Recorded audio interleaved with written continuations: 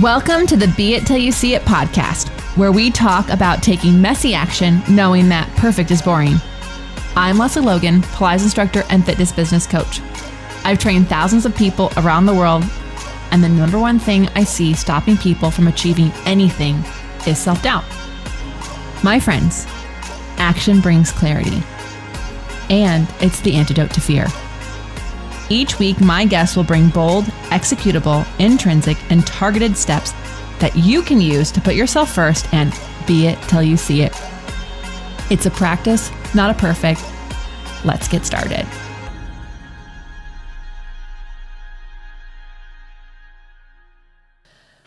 Welcome back to the Be It Till You See It interview recap, where my co-host in life, Brad, and I are going to dig into the fueling convo I had with Sarah Frenza in our last episode. If you haven't yet listened to that episode, feel free to pause this now, go back and listen to that one, and then come back and join us. And by the way, if this is the first episode you've ever listened to, the I is me. I'm Lesley Logan. Hello. Oh, hey. My name's Brad Crowell. I already introduced you. I know. I know. So, but I just thought, like, maybe every once in a while, I'll just say who I am, just in case it's a first timer. Hello. Hey. Welcome to the Be It Pod. Yeah, we're so glad you're here. This is the recap. It is a Cliff Notes version and our opinions of what happened on Monday's pod. Yeah, we're summarizing, pulling out a couple talking points, expounding on them, all those things. I like an expansion. Is that what it is? Expansion? That's not a word. 100% not a word. I wouldn't even know how to spell it. Expound, S-I-O-N? Yeah. Expound? No. Maybe Expansion it's X-I-O-N. Expansion. It's expansion. Ah, that's such a boring word. It's a boring word. We're making them up here. We're That's how we do. expounding on Right. episode. Well, Anyways, before we make up more new words, a couple quick announcements here. we just drove back from the POT, Balanced Bodies Pilates on Tour, Monterey, and the flashcards went like hotcakes. Oh, yeah. Oh, yeah. You guys, it's just so fun to see how you guys use these flashcards in your life. I love it. I love showing them to you. I love you getting your hot hands on them. We're talking about the Pilates flashcards that Lesley made, just in case you're the first timer who has no idea what these flashcards are. Just in case you're Tracy from Michigan, is that what they say? Yeah, like, Tracy. Yeah. For Tracy. This is for Tracy. Yeah, I think we're going to call it Bob, because Bob is going to be the husband of someone who does Pilates, and he just doesn't have a clue. Okay, we can call him Where's Bob. Bob from? Well, I'm just going to, Do we not like Bob? Well, hi males, if you're listening, it's like we have a lot of amazing women and a few good men. So It's true. I think it could be like Cheryl from Wisconsin. Okay. Cheryl from Wisconsin. Yeah, she's pie curious. She's pie curious. That's right. And you need our mat flashcards. Anyways, Hey, Cheryl. Maybe we'll change her name every week. But anyways, these are my flashcards. The link's in the show notes. We are and this brings us to the next exciting news. Yeah. We are literally days away from announcing deck number 4. Now, Cheryl, Days away. if you're pie curious and you don't have a window chair, this might not apply to you, but it might apply to your teacher. So I finished the chairs flashcard. And when I say chairs plural, it's because there are multiple. I almost 3? I almost said there's plural chairs, but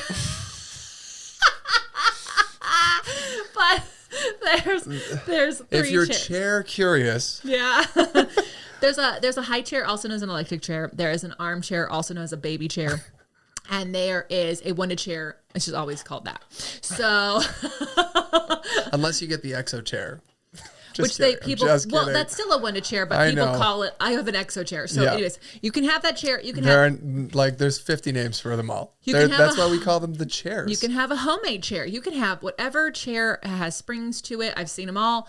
And I did a very thorough job. I'd like to pat myself on the back and making sure our how to use this deck card has information on how to apply whatever your chair is to whatever chair I have. Yep. And if you're like, but Lesley, I don't have a high chair and a baby chair. I don't care. You might have access to them at some point. Right. You might have access to one. At some point, you might want to get one. It's totally okay. It's just consider it extra information. Welcome to Be It Till You See It. That's I'm right. going to help you be the person who knows how to teach on that equipment until you see that equipment. So it is, and then just in case you are someone who needs to know how many cards, 72% of this deck is for a window chair. So that is more than 2/3. So no excuses. Get on the wait list at opc.me/flashcard wait list. opc.me/flashcard flashcard wait list. That is hard. /flash. I know the /flash. It really messed with me last time too. That was a voice. I used to go to speaking. What do you call it? Speech therapy. Yeah. That was not in my list of things to work on. No. /flash. Anyways, according to last week's episode, Brad said we're only going to let the waitlist people know. So yeah, get on the wait list because the wait list people are going to get the link. Yeah, to the pre-sale. That's right. Yeah, so you're going to get the best deal. Yeah. And if you're not on the wait list, you are not going to get that link or the best deal. You're going to hear about it when it ships, and you'll pay full price.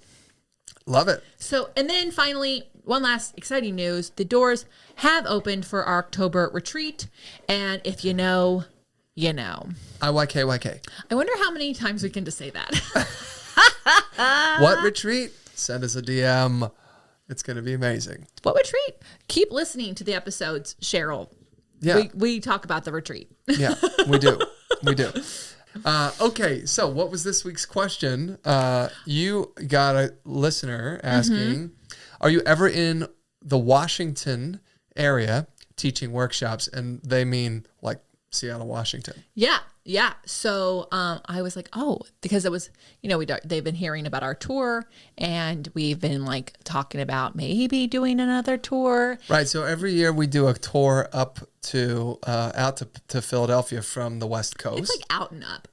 Well, yeah, it's out and back. So we do like sometimes we go south first, sometimes we go north first, but it's like an epic saga of a drive. I did like the going south first. I mean, I don't know. I enjoyed that. We probably can't do it again though, because that whole weather system was a disaster. I know it would have definitely served us better if we had been south on the way home. Yeah, yeah. But so we'll do that. We'll reverse it. We'll figure it out. We'll flip it and reverse it. Yeah. Anyway, that's a little Missy Elliott. Oh, there you go. Lyric. But rumor is that we may be doing a West Coast tour. So it could hypothetically start in Vegas and go south to San Diego and go all the way up the West Coast to Vancouver before coming back down. Don't make too many promises. I said hypothetically, potentially, fingers crossed, all the things. If this is something that would be of interest to you, we need to know. So if you because this has not been planned yet, want to participate in the West Coast tour as a client, or you want to host a spot as a host, to use the same word in the sentence, you have to hit us up because we need to know. We will actually be planning it like right now. Yep. And so, get in on it because people are always like, how did you pick that spot? Why are you going to that place? Because they asked. Yep. If you want things in this world, y'all, you have to ask for them. Let this be a lesson to you. People are like, how did you get that spot? I applied. I applied. No one is calling me and offering me random things. They're just not. So everything you ever see that I've ever done, I've applied for. It's true. It's very true. So if you want in on this tour and you want us to hit up your town, then you know any which way you want to contact us is going to be fine. Yeah. So probably not TikTok. I'm gonna be really honest. I have not. No, just chat to us. Go to opc.me/chat. Oh, that's a good spot. Yeah. Yeah. Yeah. Okay, cool. Amazing. Great question. Thanks for asking.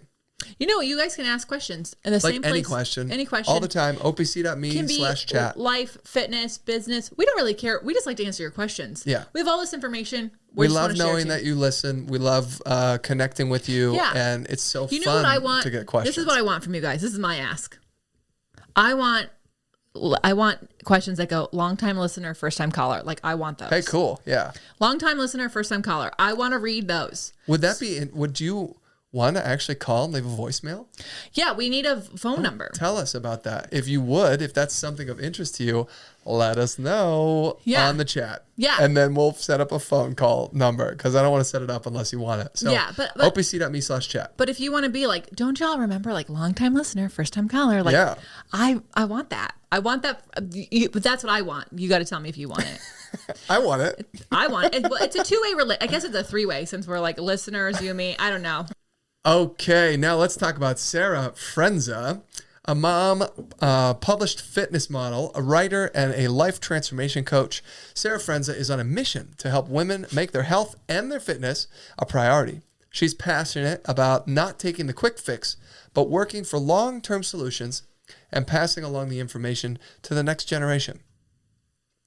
Yeah. So I really love Sarah. She's such a sweetheart. And I hope you all heard her journey, because I think it can be really easy to think, oh, must be nice for them, those people who are on these pods that transformed their career. But y'all can have it. Y'all can have that for yourself. So one thing I love that she had talked about was like making your health and fitness a priority. So the like simplest way to think about this is, because like, Lesley, got it. Nice, Sarah. Thanks for that. Duh.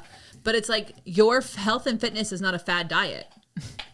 Like, it's just not. So the more you can think about your health and fitness as your priority, as part of your lifestyle, as part of the transformation that's always ongoing. We had Carrie Ford on here, and she talked about this mountain with no peak. Like, your health and fitness is a mountain without a peak. Doesn't mean you just like keep going without like ever celebrating an achievement, but it isn't like, okay, for these next 2 weeks, I'm going to go on a sugar detox and then I'm going to be great. It's like, well, then you will have not had sugar for 2 weeks. But if you go back to the way you lived, then that's not exactly taking your health and fitness and making it a priority. So that's true. Yeah. And I'm not advocating that you ditch sugar or you don't. I'm just saying, like, how looking at your health and fitness, if you look at, like, when I was an ambassador for Lululemon, they made us do goals as like personal, health and fitness, professional. And you had you could not have more than 3 bullet points under each one of those things. And then you had goals for those bullet points that are 1 year, 5 year, and 10 year. Of course, I started with the 10 year and worked backwards. But the point is that if we have too many goals, you don't get anything done. And also, if you aren't building upon the achievements that you had, it's kind of like, I'm doing this today, and I'm doing this tomorrow, I'm doing this over here. It's like, it's all becomes kind of like a one and done thing. And so you just kind of build on it. So maybe you want to do a triathlon. I don't, but let's just say that's what your goal is. So then you work backwards until you get to 1 year from now. Well, are you running already? Can you bike? Can you swim? Like, one of those things probably you're not doing. So make that a goal, and then start to add that in. And then over time you get to like the 5 year goal, and maybe you're doing a mini triathlon, and then you're working your way up. So I just really loved that she brought that up, because your health and fitness is not a fad diet. Yeah. I also, with the fad diets, it's called that because you know it's not going to last. It's like fast fashion. Do not make your health and fitness the same as fast fashion. Fast fashion. Yeah. I was going to talk about the cayenne, like, lemonade fucking iced tea thing, whatever. Oh. Do you remember that? Like, where everyone was suddenly drinking that? What's that called? I can't remember. Okay, but like, that's the kind of, like, that is not real. So right? I worked so I used to work at Fred Siegel, and some of the girls were on the Diet Coke and iceberg lettuce diet. These are not proponent things. Do not try them. Other people they're are not winners. Other people That's are why on they're cigarettes fads. and coffee. Yeah. Well, that was mine through college. Yeah. So, but I mean, look, everyone. My grandmother and in my entire life, I've learned about every single diet there was. I know all the diet pills. I know all the things, and I can tell you right now, none of them are sustainable. So instead of looking for a fad diet, look for the life transformation that you can sustain and works with you, because it has to work with your life. Yeah, exactly. And I think it's a mindset shift, right? If there's no quick fix here, this is a long-term decision that you're making for yourself. Mm-hmm. It's as simple as that, which is really hard, but I know it's like, I know you're like, easier said than done, guys. We know we also have bodies. We also understand. I am a floating entity. I'm in a fishbowl. We hit 40. We got it. We know. All right. One thing I really loved was about, like, she started to talk about the support systems that you make, and sharing, not only sharing that you're on a path, but also allowing people to support you in that journey. Mm-hmm. Right. And, specifically, she said, you can't do anything alone. You have to share your journey along the way, because maybe that's with your spouse, your significant other, your kids, your family, parents, whatever, your coworkers, your friends. The reality is that I think when we were doing the Full Body in 15 Pilates Challenge last year, we had a lot of success with the participants who went back to their family and said, hey, next week, Monday, Wednesday, and Friday at 5 p.m. for 30 minutes, I'm busy. I'm going to be taking care of me. And the family was like, hey, cool. And so what happened was the kids knew already, the spouse knew already, mom's busy, she's doing this thing. Or dad's busy, or somebody is busy. Yeah, I mean, in our case, most of our audience was women for that. In fact, maybe I might have been the only guy in there. No, we had 2 husbands. Oh, that's right. That one we had 2 husbands. That's why we're a lot of women, amazing women, and a few good men. Thanks, Cheryl. Well, the point is, when they were explicit and sharing what their intentions were and what they were doing and why they were doing it, they got the support that they needed from the people around them. Mm-hmm. And the same thing goes for you. If you are able to voice that to, I don't know, maybe your coworkers go out to dinner every day after work or something, or, you are taking a break from drinking and you live with someone, and you can share that with them, they can encourage you and help you in that path, whatever it is that you're trying to achieve for your health. When you share that with the people around you, then now A, you're not hiding it, and B, they can help actually support you. And also they can also help support you. Like there's accountability there, and you can't resent them they can't read your mind. So if you don't tell people I'm taking a break from drinking, then if they go, hey, can I get you a beer? You're gonna be like, I'm not trying to drink. And then you have this whole internal conversation with yourself. And the truth is that they didn't know. So they have to be on your team. I actually just wrote about this on the time we're recording this. I wrote an Instagram post about my birthday. So obviously this is way after my birthday, but for my birthday week, I actually wanted to take off several days. I actually wanted to take off Wednesday to Saturday. So I normally take Saturdays off. I normally don't do calls on Monday and Tuesday, but Wednesday, Thursday, Friday, there's commitments that I usually have. So I wanted to have those off. Now, I couldn't just block them off without telling people. I mean, I could, but that would have just people would have been like, hey, can I do this? Hey, can I do this? And I would be like, I'm taking the time off. Don't you understand? And it's so I actually just months ago, I said, hey, to my assistant, I said, hey, I want to take this time off for my birthday so I can just really enjoy resting, relaxing, do whatever I want, whatever it is I want. And I told that my assistant, which helped me tell the team, which helped me block things out so that everything is going to get done on time. No one is going to be like, where's Lesley? And I actually can take time off without anyone bothering me. It's so exciting. Yeah. So, but it does require you communicating these things. And I know that it can be I don't want to tell people what my goals are in case I screwed up.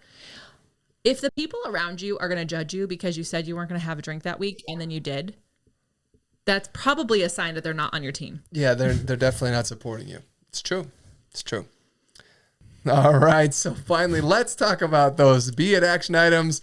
What bold, executable, intrinsic, or targeted action items can we take away from your convo with Sarah Frenza?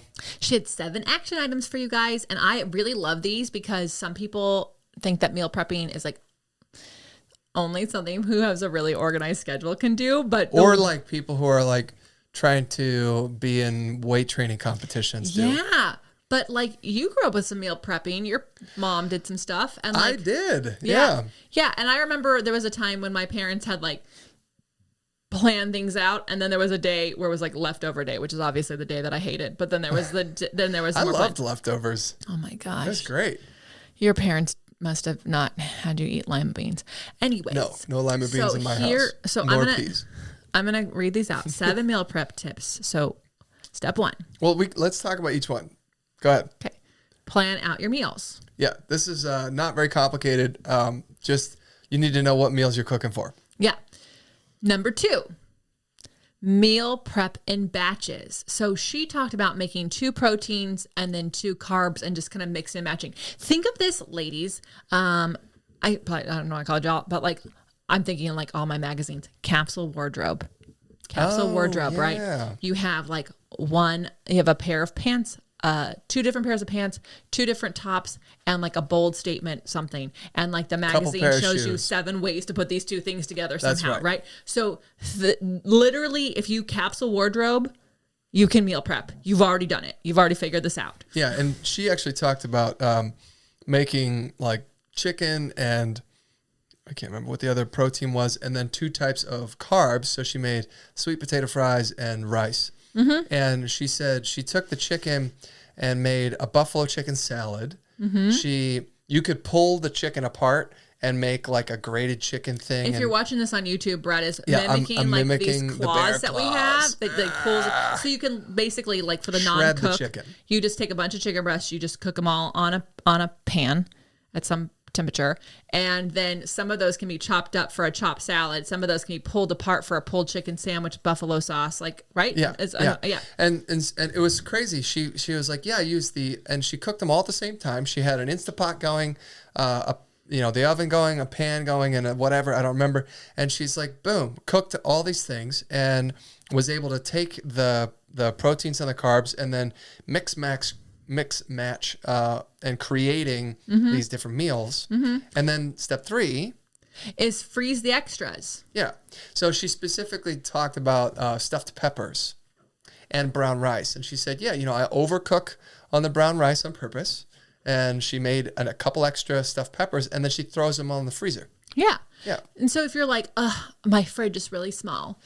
Yeah, ours too. So is ours. Yeah. It doesn't fit a pizza box, and it literally doesn't. That's a contention in this house. But what if you just tried? Like, yes, she said chicken. Maybe you're a vegan. What if you just you just beat it till you saw it when it came to meal? Yeah, beat it. Just beat it.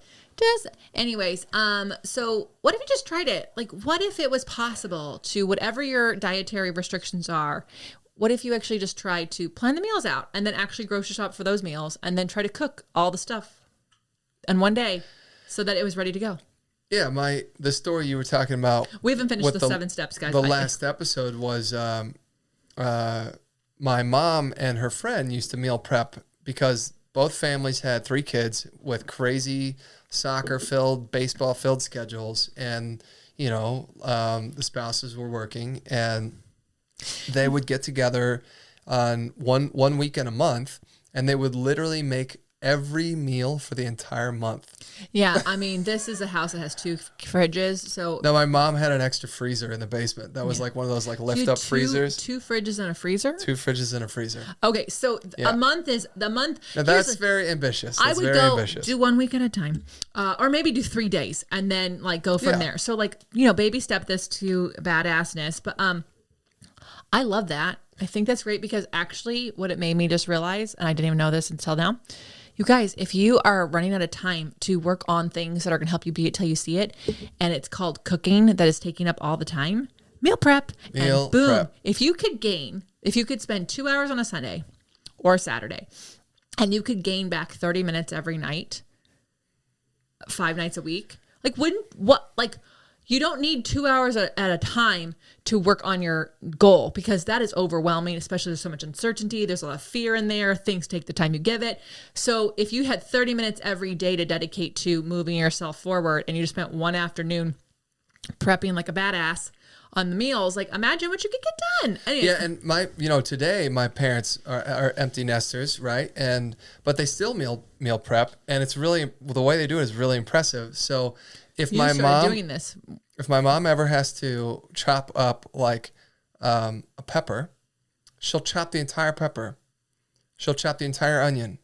And then what she does is she takes them and puts it on a mini cookie sheet and lays them out so they're not touching each other. And then she puts them in the freezer for like 20 or 30 minutes and then takes it out of the freezer and puts them in a Ziploc.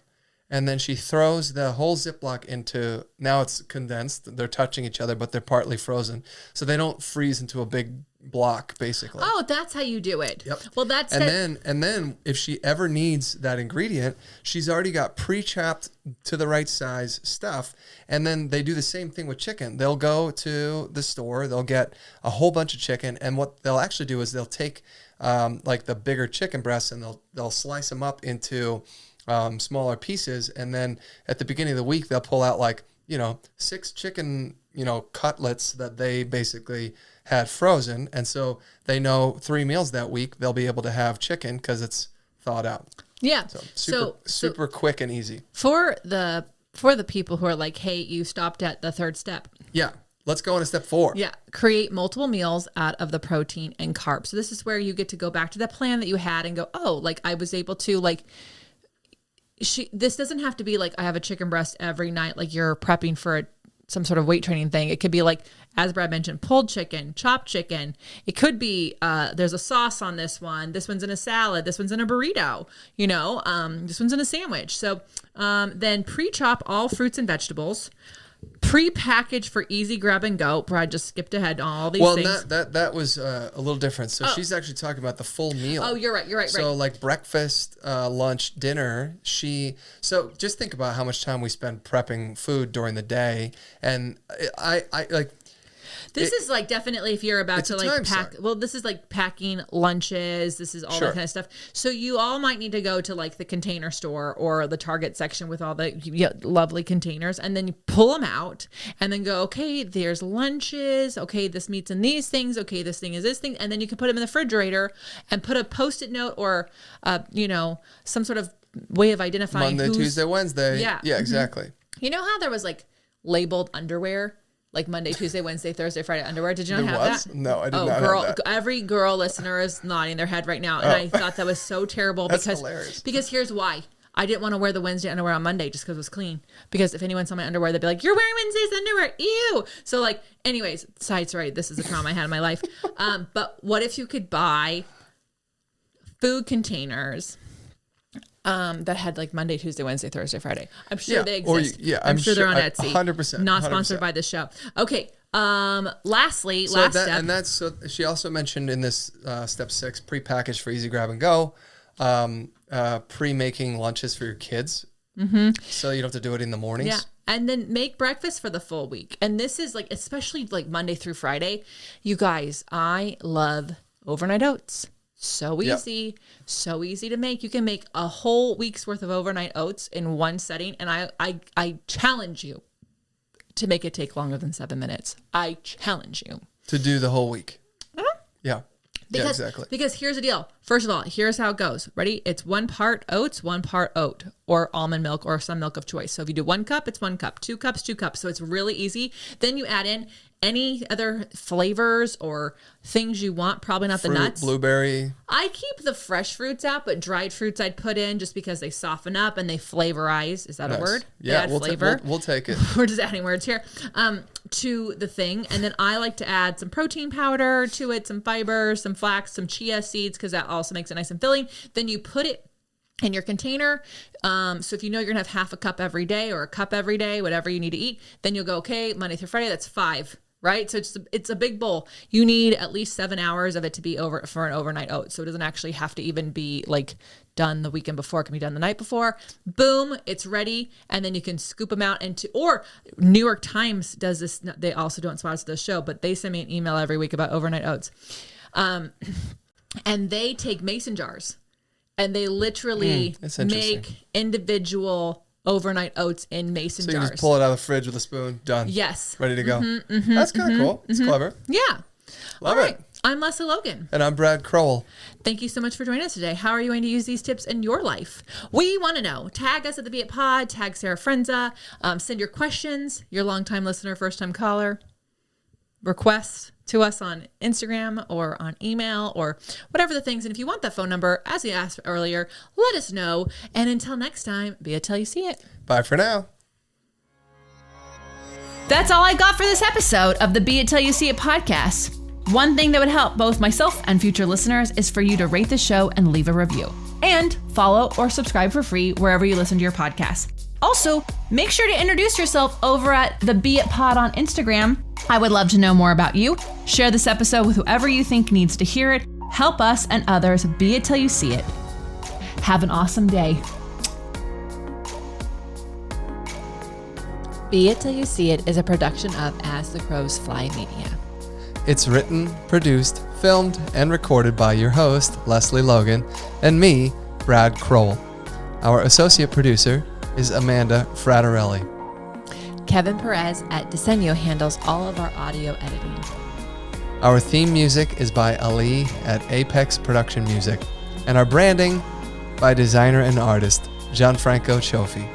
Special thanks to our designer Jairo Mandal for creating all of our visuals, which you can't see because this is a podcast, and our digital producer Jay Perdoso for editing all the video each week so you can.